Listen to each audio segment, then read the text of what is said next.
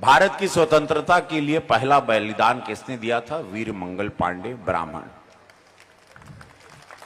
The Macedonian का वो लुटेरा सिकंदर, उसके विरुद्ध पहला विद्रोह किसने किया था? ब्राह्मणों ने। याद रखना, सब लोग ध्यान से याद रखो, बच्चे लोग ध्यान से याद रखो, पता चले जड़ क्या है तुम्हारी, कहां से उत्पत्ति हुई, कौन हो तुम लोग, क्यों इतने विद्वान रहते हो, क्यों चेहरे पे इतनी चमक है, क्यों पीठ में एकदम सरिया जैसे लगल बा, टाइट चलता है ब्राह्मण, भले जेब में 1 रुपया नहीं, वो क्यों? तो सुनो, ब्राह्मणों ने नगर की दिव्य भूमि पर बलिदान हो गए, लेकिन उस अत्याचारी को सत्ता स्वीकार करने नहीं दिए। और अखंड भारत का पहला सपना किसने देखा था? एक ब्राह्मण ने। चाणक्य का नाम मुझे आप लोगों को याद दिलाने की जरूरत नहीं। चाणक्य जब भी सनातन और भारतवर्ष को तोड़ने की कोशिश की, तब ब्राह्मणों ने अपनी शिखा को खोलकर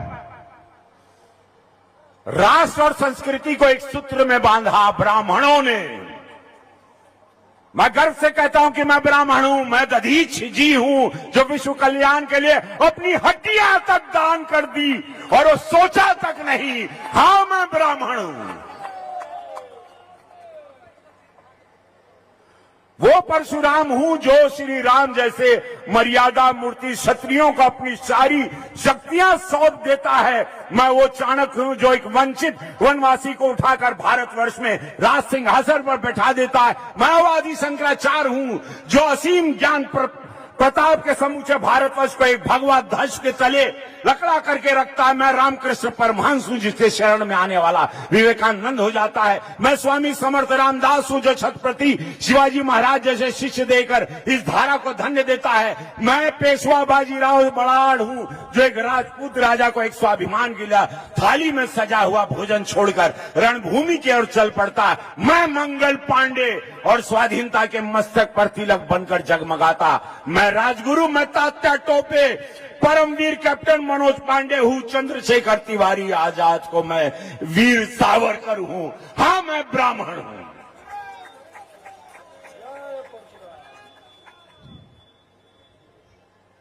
जो अंडमान के सिलवर में जो 2 कटोरी पानी पी के